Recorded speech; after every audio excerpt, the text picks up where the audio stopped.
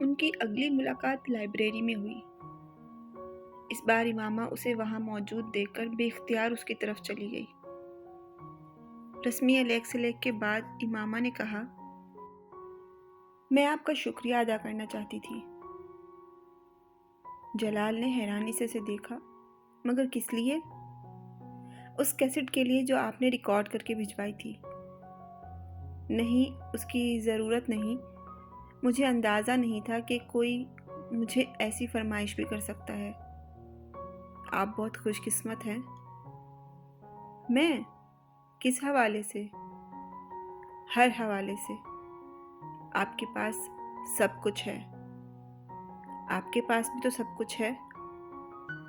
وہ جلال کی بات پر عجیب سے انداز میں مسکرائی۔ جلال کو شبہ ہوا کہ اس کی آنکھوں میں کچھ نمی نمودار ہوئی تھی، مگر وہ یقین سے نہیں کہہ سکتا تھا۔ وہ اب نظریں جھکائے ہوئے تھی۔ پہلے کچھ بھی نہیں تھا، اب واقعی سب کچھ ہے۔ جلال نے مدھم آواز میں اسے کہتے ہوئے سنا۔ وہ نہ سمجھنے والے انداز میں اسے دیکھنے لگا۔ آپ اتنی محبت سے رسول اللہ صلی اللہ علیہ وسلم کا نام لیتے ہیں تو میں سوچتی ہوں کہ اس نے اپنی بات کو ادھورا چھوڑ دیا۔ جلال خاموشی سے اس کے بعد مکمل ہونے کا انتظار کر رہا تھا۔ مجھے آپ پر رشک آتا ہے۔ سب لوگوں کو تو اس طرح کی محبت نہیں ہوتی جیسے محبت آپ کو حضرت محمد صلی اللہ علیہ وسلم سے ہے۔ ہو بھی جائے تو ہر کوئی اس طرح محبت کا اظہار نہیں کر سکتا کہ دوسرے بھی رسول صلی اللہ علیہ وسلم کی محبت میں گرفتار ہونے لگے۔ محمد صلی اللہ علیہ وسلم کو بھی آپ سے بڑی محبت ہوگی۔ اس نے نظریں اٹھائیں تو اس کی نظروں میں کوئی نمی نہیں تھی۔ شاید مجھے وہم تھا، جلال نے اسے دیکھتے ہوئے سوچا۔ یہ میں نہیں جانتا۔ اگر ایسا ہو تو میں واقعی بہت خوش قسمت انسان ہوں۔ میں تو صرف یہ جانتا ہوں کہ مجھے واقعی حضور اکرم صلی اللہ علیہ وسلم سے بڑی محبت ہے۔ مجھ جیسے لوگوں کے لیے اتنا ہی کافی ہے۔ ہر ایک کو اللہ سے اتنی محبت نہیں نوازتا۔ وہ بڑی رسانیت سے کہہ رہا تھا۔ امامہ اس کے چہرے سے نظریں نہیں ہٹا سکی۔ اسے کبھی کسی شخص کے سامنے اس طرح کا احساس کمتری نہیں ہوا تھا جس طرح کا وہ جلال کے سامنے محسوس کرتی تھی۔ شاید میں بھی نعت پڑھ لوں۔ شاید میں بھی بہت اچھی طرح سے پڑھ لوں اسے، مگر میں جلال انصر کبھی نہیں ہو سکتی، کبھی بن ہی نہیں سکتی۔ کبھی میری آواز سن کر کسی کا وہ حال نہیں ہو سکتا جو جلال انصر کی آواز سن کر ہوتا ہے۔ وہ لائبریری سے نکلتے ہوئے مسلسل مایوسی کے عالم میں سوچ رہی تھی۔ جلال انصر سے ہونے والی چند ملاقاتوں کے بعد امامہ نے پوری کوشش کی تھی کہ وہ دوبارہ کبھی اس کا سامنا نہ کرے، نہ اس کے بارے میں سوچے، نہ زینب کے گھر جائے۔ حتیٰ کہ اس نے زینب کے ساتھ اپنے تعلقات کو بھی اپنی طرف سے بہت محدود کرنے کی کوشش کی۔ اس کی ہر حفاظتی تدبیر برے طریقے سے ناکام ہوتی گئی۔ ہر گزرتے دن کے ساتھ امامہ کی بے بسی میں اضافہ ہوتا جا رہا تھا۔ پھر اس نے گھٹنے ٹیک دیے۔ اس آدمی میں کوئی چیز ایسی ہے جس کے سامنے میری ہر مزاحمت دم توڑ جاتی ہے، اور شاید اس کا یہ اعتراف ہی تھا جس نے اسے ایک بار پھر جلال کی طرف متوجہ کر دیا۔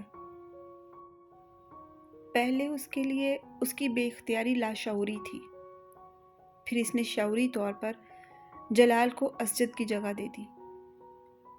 آخر کیا برائی ہے اگر میں اس شخص کا ساتھ چاہوں جس کی آواز مجھے بار بار اپنے پیغمبر کی طرف لوٹنے پر مجبور کرتی رہی؟ میں کیوں اس شخص کے حصول کی خواہش نہ کروں جو حضرت محمد صلی اللہ علیہ وسلم سے مجھ سے بھی زیادہ محبت رکھتا ہے؟ کیا مذائقہ ہے اگر میں اس شخص کو اپنا مقدر بنانے کی دعا کروں جس کے لیے میں انس رکھتی ہوں اور جس کے کردار سے میں واقف ہوں؟ کیا برا ہے؟ اگر میں یہ چاہوں کہ میں جلال انصر کے نام سے شناخت پاؤں، اس واحد آدمی کے نام سے جسے سنتے، جسے دیکھتے مجھے اس پر رشک آتا ہے، اس کے پاس ہر دلیل، ہر توجیہ موجود تھی، بہت غیر محسوس انداز پر اس جگہ جانے لگی جہاں جلال کے چاہے جانے کا امکان موجود ہوتا۔ وہ اکثر وہاں پایا بھی جاتا۔ وہ زینب کو اس وقت فون کرتی جب جلال گھر پر ہوتا، کیونکہ گھر پر ہوتے ہوئے فون ہمیشہ وہی ریسیو کرتا۔ دونوں کے درمیان چھوٹی موٹی گفتگو رفتہ رفتہ طویل ہونے لگی۔ پھر وہ ملنے لگے۔ جویریہ، رابعہ یا زینب، تینوں کو امامہ اور جلال کے ان بڑھتے ہوئے تعلقات کے بارے میں پتہ نہیں تھا۔ جلال اب ہاؤس جاب کر رہا تھا اور امامہ اکثر اس کے ہاسپٹل جانے لگی۔ باقاعدہ اظہار محبت نہ کرنے کے باوجود وہ دونوں اپنے لیے ایک دوسرے کے جذبات کے واقف تھے۔ جلال جانتا تھا کہ امامہ اسے پسند کرتی ہے اور یہ پسندیدگی عام نوعیت کی نہیں تھی۔ خود امامہ بھی یہ جان چکی تھی کہ جلال کے لیے اس کے کچھ خاص قسم کے جذبات ہیں۔ جلال اس قدر مذہبی تھا کہ اس نے کبھی اس بات کا تصور بھی نہیں کیا تھا کہ وہ کسی لڑکی کی محبت میں گرفتار ہو جائے گا۔ نہ صرف یہ کہ وہ محبت کرے گا بلکہ اس طرح اس سے ملا بھی کرے گا۔ مگر یہ سب کچھ بہت غیر محسوس انداز میں ہوتا گیا۔ اس نے کبھی زینب سے اس بات کا ذکر تک نہیں کیا کہ اس کے اور امامہ کے درمیان کسی خاص نوعیت کا تعلق ہے۔ اگر وہ یہ انکشاف کر دیتا تو زینب اسے یقیناً امامہ کی اسجد کے ساتھ طے شدہ نسبت سے آگاہ کر دیتی۔ بہت شروع میں ہی وہ امامہ کی ایسی کسی نسبت کے بارے میں جان لیتا تو وہ امامہ کے بارے میں بہت محتاط ہو جاتا۔ پھر کم از کم امامہ کے لیے اس حد تک انوالو ہونے کا سوال ہی پیدا نہیں ہوتا جس حد تک وہ ہو چکا تھا۔ ان کے درمیان ہونے والی ایسی ہی ایک ملاقات میں امامہ نے اسے پرپوز کر دیا۔ اسے امامہ کی جرأت پر کچھ حیرانی ہوئی، کیونکہ کم از کم وہ خود بہت چاہنے کے باوجود ابھی یہ بات نہیں کہہ سکتا تھا۔ آپ کا ہاؤس جاب کچھ عرصے میں مکمل ہو جائے گا، اس کے بعد آپ کیا کریں گے؟ امامہ نے اس دن اس سے پوچھ ہی لیا۔ اس کے بعد میں اسپیشلائزیشن کے لیے باہر جاؤں گا۔ اس کے بعد واپس آؤں گا اور اپنا ہاسپٹل بناؤں گا۔ آپ نے اپنی شادی کے بارے میں سوچا ہے؟ جلال نے حیران مسکراہٹ کے ساتھ اسے دیکھا۔ امامہ، شادی کے بارے میں ہر ایک ہی سوچتا ہے۔ آپ کس سے کریں گے؟ یہ طے کرنا بھی باقی ہے۔ امامہ چند لمحے ماں خاموش رہی۔ مجھ سے شادی کریں گے؟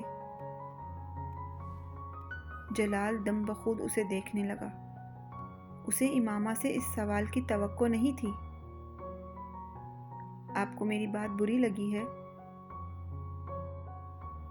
امامہ نے اسے گمسم دیکھ کر پوچھا۔ وہ یکدم جیسے ہوش میں آ گیا ہو۔ نہیں، ایسا نہیں ہے۔ یہ سوال مجھے تم سے کرنا چاہیے تھا۔ تم مجھ سے شادی کرو گی؟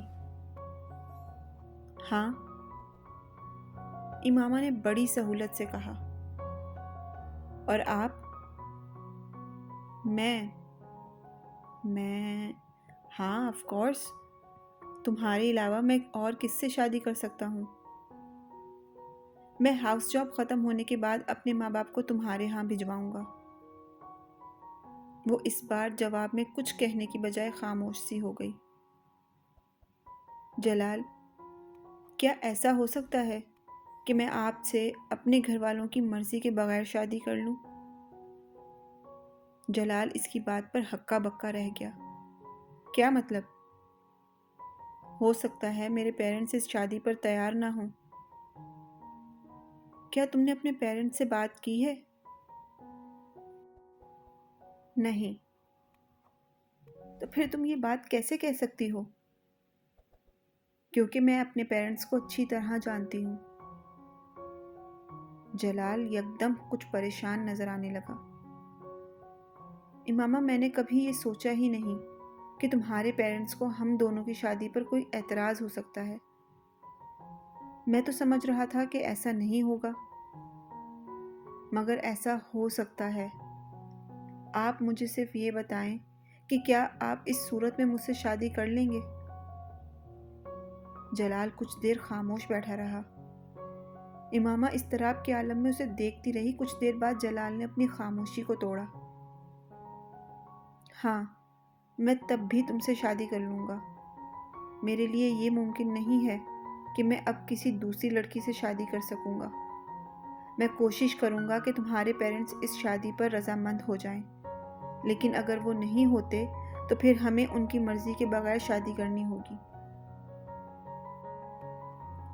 کیا آپ کے پیرنٹس اس شادی پر رضامند ہو جائیں گے؟ ہاں، میں انہیں منا لوں گا۔ وہ میری بات نہیں ٹالتے۔ وہ ہیلو کی آواز پر پلٹی۔ اس سے چند قدم کے فاصلے پر سالار کھڑا تھا۔ وہ اپنے اسی بے ڈھنگے حلیے میں، ٹی شرٹ کے سارے بٹن کھلے ہوئے، خود جینز کی جیبوں میں ہاتھ ڈالے کھڑا تھا۔ ایک لمحے کے لیے امامہ کی سمجھ میں نہیں آیا کہ وہ کس طرح کے رد عمل کا اظہار کرے۔ سالار کے ساتھ تیمور بھی تھا۔ آؤ اس لڑکی سے ملواتا ہوں تمہیں۔ سالار نے امامہ کو کتابوں کی دکان پر دیکھا تو قریب چلا آیا۔ تیمور نے گردن موڑ کر دیکھا اور حیرانی سے کہا، اس چادر والی سے؟ ہاں۔ یہ کون ہے؟ یہ وسیم کی بہن ہے۔ وسیم کی؟ مگر تم اس سے کیوں مل رہے ہو؟ وسیم اور اس کی فیملی تو خاصی کنزرویٹو ہے۔ اس سے مل کر کیا کرو گے؟ پہلی بار نہیں مل رہا ہوں، پہلے بھی مل چکا ہوں۔ بات کرنے میں کیا حرج ہے؟ سالار نے اس کی بات سنی انسنی کر دی۔ امامہ نے میگزین ہاتھ میں پکڑے پکڑے ایک نظر سالار کو اور ایک نظر اس کے ساتھ کھڑے لڑکے کو دیکھا، جو تقریباً سالار جیسا ہی تھا۔ How are you? سالار نے اپنی طرف متوجہ دیکھ کر کہا۔ فائن۔ یہ تیمور ہے۔ وسیم سے اس کی بھی خاصی دوستی ہے۔ امامہ نے ایک نظر تیمور کو دیکھا، پھر ہاتھ کے اشارے سے شاپنگ سینٹر کے ایک حصے کی طرف اشارہ کرتے ہوئے کہا، وسیم وہاں ہے۔ سالار نے گردن موڑ کر اس طرف دیکھا جس طرف اس نے اشارہ کیا تھا۔ مگر ہم وسیم سے ملنے تو نہیں آئے۔ تو آپ سے بات کرنے آئے ہیں۔ مگر میں آپ کو نہیں جانتی، پھر آپ مجھ سے کیا بات کرنے آئے ہیں؟ امامہ نے سرد مہری سے کہا۔ اسے سالار کی آنکھوں سے وحشت ہونے لگی۔ کاش یہ کسی سے نظریں جھکا کر بات کرنا سیکھ لیتا، خاص طور پر کسی لڑکی سے۔ اس نے میگزین دوبارہ کھول لیا۔ آپ مجھے نہیں جانتی؟ آپ کے گھر کے ساتھ ہی میرا گھر ہے۔ یقیناً ہے، مگر میں آپ کو ذاتی طور پر نہیں جانتی۔ اس نے اسی رکھائی سے میگزین پر دوبارہ نظریں جماتے ہوئے کہا، چند ماہ پہلے آپ نے ایک رات میری جان بچائی تھی۔ سالار نے مذاق اڑانے والے انداز میں اسے یاد دلایا۔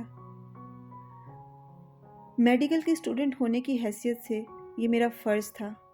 میرے سامنے کوئی بھی مر رہا ہوتا میں یہی کرتی۔ اب مجھے ایکسکیوز کریں، مجھے کچھ کام ہے۔ سالار اس کے کہنے کے باوجود ٹس سے مس نہیں ہوا۔ تیمور نے اس کے بازو کو ہولے سے کھینچ کر چلنے کا اشارہ کیا۔ شاید اسے وسیم کے حوالے سے امامہ کا لحاظ تھا، مگر سالار نے اپنا بازو چھڑا لیا۔ میں اس رات آپ کی مدد کے لیے شکریہ ادا کرنا چاہتا تھا، حالانکہ آپ نے مجھے پروفیشنل طریقے سے ٹریٹ نہیں دیا تھا۔ इस पर सलार ने संजीदगी से कहा, आपका इशारा अगर उस थप्पड़ की तरफ है तो हाँ, वो बिल्कुल प्रोफेशनल नहीं था और मैं उसके लिए माजरत करती हूँ। मैंने उसे माइंड नहीं किया, मेरा इशारा उस तरफ नहीं था। मुझे तवक्को थी कि आप इस थप्पड़ को माइंड नहीं करेंगे, क्योंकि उसी के मुस्तहिक थे, एक नहीं 10। इसने जुमले का आधा हिस्सा जब्त ही कर लिया। वैसे आपका इशारा किस तरफ था? बेहद थर्ड क्लास तरीके से बैंडेज की थी आपने, और आपको प्रॉपर तरीके से ब्लड प्रेशर तक चेक नहीं करना आता। सलार ने लापरवाही से कहते हुए च्युइंगम की एक स्टिक अपने मुंह में डाल ली। इमामा के कान की लोएं सुर्ख हो गई और वो पलके चिपकाए बगैर उसे देखती रही। अफसोसनाक बात है कि एक डॉक्टर को ऐसे मामूली काम ना आते हों जो किसी भी आम आदमी को आते हैं। इस बार इसका अंदाज फिर मजाक उड़ाने वाला था। मैं डॉक्टर नहीं हूँ, मेडिकल के इब्तदाई सालों में हूँ, पहली बात। और जहाँ तक अनप्रोफेशनल होने का ताल्लुक है तो अगली बार सही, आपने तो अभी इस तरह की कई कोशिशें करनी हैं। मैं आहिस्ता आहिस्ता आप पर प्रैक्टिस करके अपना हाथ साफ कर लूँगी। एक लम्हे के लिए वो कुछ नहीं बोल सका, फिर उसके चेहरे पर मुस्कुराहट उभरी, यूं जैसे वो उसकी बात पर महजूज हो रहा हो, मगर शर्मिंदा नहीं। अगर आप मुझे शर्मिंदा करने की कोशिश कर रही हैं तो आप इसमें नाकाम होंगी। मैं जानती हूँ आप शर्मिंदा नहीं होते, ये सिर्फ इंसानों में होती है। इमामा ने इसकी बात काट दी। आपके ख्याल में क्या हूँ? पता नहीं, एक वेट इस बारे में आपको ज़्यादा बेहतर गाइड कर सकेगा। वो इस बार इसकी बात पर हंसा। 2 पैरों पर चलने वाले जानवर को हर मेडिकल डिक्शनरी इंसान कहती है, और मैं वो 2 पैरों पर चलता हूँ। रीछ से लेकर कुत्ते तक हर 4 पैरों वाला जानवर 2 पैरों पर चल सकता है, अगर उसे ज़रूरत पड़े या उसका दिल चाहे तो। मगर मेरे 4 पैर नहीं, और मैं सिर्फ ज़रूरत के वक्त नहीं, हर वक्त ही 2 पैरों पर चलता हूँ। सलार ने अजीब से अंदाज में अपने लफ्ज़ों पर जोर देते हुए कहा,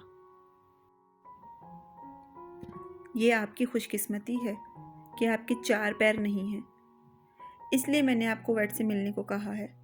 वो आपको आपकी खसूसियात के बारे में सही बता सकेगा। इमामा ने सर्द आवाज में कहा। वो इसे जिज करने में वाकई कामयाब हो चुका था। वैसे जितनी अच्छी तरह से आप जानवरों के बारे में जानती हैं, आप एक बहुत अच्छी वेट साबित हो सकती हैं। आपके इल्म से खासा मुतासिर हुआ हूँ मैं। इमामा के चेहरे की सुर्खी में कुछ और इजाफा हो गया।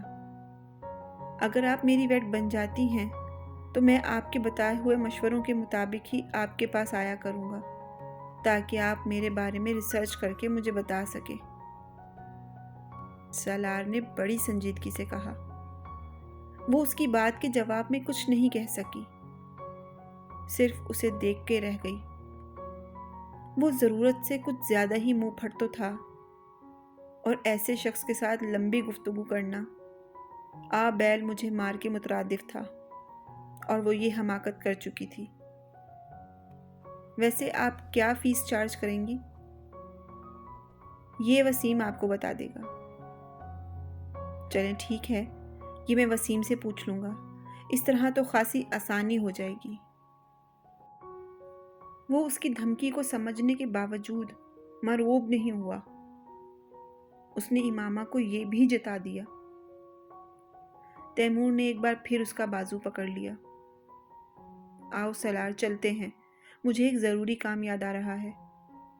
इसने उजलत के आलम में सलार को अपने साथ तकरीबन घसीटने की कोशिश की, मगर सलार ने तवज्जो नहीं दी। चलते हैं यार, इस तरह खींचो तो मत। बहरहाल ये सब मजाक में था। میں واقعی آپ کا شکریہ ادا کرنے آیا تھا. آپ نے اور وسیم نے کافی مدد کی میری. Good bye. وہ کہتے ہوئے واپس مڑ گیا اور امامہ نے بے اختیار ایک سکون کا سانس لیا. وہ شخص واقعی کریک تھا. اسے حیرت ہو رہی تھی کہ وسیم جیسا شخص کیسے اس آدمی کے ساتھ دوستی رکھ سکتا ہے. وہ ایک بار پھر میگزین کے وقت الٹنے پلٹنے لگی. سالار آیا تھا تمہارے پاس؟ وسیم نے اس کے پاس آ کر پوچھا. دور سے سالار اور تیمور کو دیکھ لیا تھا. ہاں. کیا کہہ رہا تھا؟ مجھے حیرت ہوتی ہے کہ تم نے اس جیسے شخص کے ساتھ دوستی کیسے کر لی ہے. میں نے زندگی میں اس سے زیادہ بیہودہ اور بدتمیز لڑکا نہیں دیکھا. امامہ نے اکھڑے ہوئے لہجے میں کہا. میرا شکریہ ادا کر رہا تھا اور ساتھ مجھ سے کہہ رہا تھا کہ مجھے بینڈیج تک ٹھیک سے کرنی نہیں آتی، نہ میں بلڈ پریشر صحیح سے چیک کر سکتی ہوں. وسیم کے چہرے پر مسکراہٹ آئی. اس کو دفع کرو، یہ عقل سے پیدل ہے. میرا دل تو چاہ رہا تھا کہ میں اسے 2 ہاتھ اور لگا دوں، اس کے ہوش ٹھکانے آ جائیں. منہ اٹھا کر اپنے دوست کو لے کر پہنچ گئے یہاں. بھائی کس نے کہا ہے تم سے شکریہ ادا کرنے کو؟ اور مجھے تو دوسرا لڑکا بھی خاصا برا لگا. وہ کہہ رہا تھا کہ تمہاری اس کے ساتھ بھی دوستی ہے. دوستی تو نہیں، بس جان پہچان ہے. تمہیں ایسے لڑکوں کے ساتھ جان پہچان رکھنے کی بھی کیا ضرورت ہے؟ حلیہ دیکھا تم نے ان دونوں کا؟ نہ انہیں بات کرنے کی تمیز تھی، نہ لباس پہننے کا سلیقہ، اور منہ اٹھا کر شکریہ ادا کرنے آ گئے ہیں. بہرحال تم اس سے مکمل طور پر قطع تعلق کر لو. کوئی ضرورت نہیں ہے اس طرح کے لڑکوں سے جان پہچان کی بھی تمہیں. امامہ نے میگزین رکھتے ہوئے ایک بار پھر اسے تنبیہ کی اور پھر باہر جانے کے لیے قدم بڑھا دیے. مگر میں ایک بات پر حیران ہوں، یہ جس حالت میں تھا اسے کیسے یاد ہے کہ میں نے اس کی بینڈیج اچھے سے نہیں کی اور بلڈ پریشر لینے میں بھی مجھے دقت ہو رہی تھی. میں یہ سمجھ رہی تھی کہ یہ ایسے ہی ہاتھ پاؤں جھٹک رہا ہے. مجھے یہ اندازہ ہی نہیں تھا کہ اپنے ارد گرد ہونے والی چیزوں کو بھی آبزرو کر رہا ہے. ایسے بینڈیج واقعی خراب کی تھی تم نے، اور اگر میں تمہاری مدد نہ کرتا تو بلڈ پریشر کی ریڈنگ لینا بھی تمہیں لینا نہیں آتی. کم از کم اس بارے میں جو وہ کہہ رہا تھا ٹھیک کہہ رہا تھا. ہاں مجھے پتا ہے، امامہ نے اعتراف کرنے والے انداز میں کہا. مگر میں اس وقت بہت نروس تھی. میں پہلی بار اس طرح کی صورتحال کا شکار ہوئی تھی. پھر اس کے ہاتھ سے نکلنے والا خون مجھے اور خوف زدہ کر رہا تھا، اور اوپر سے اس کا رویہ. کسی خودکشی کرنے والے انسان کو اس طرح کی حرکتیں کرتے نہیں دیکھا تھا میں نے. اور تم ڈاکٹر بننے جا رہی ہو، وہ بھی ایک قابل اور نامور ڈاکٹر. ناقابل یقین. وسیم نے تبصرہ ہی کر دیا. اب کم از کم تم اس طرح کی باتیں نہ کرو. میں نے اس لیے تمہیں یہ سب نہیں بتایا کہ تم میرا مذاق اڑاؤ. اور وہ لوگ پارکنگ ایریا میں پہنچ گئے.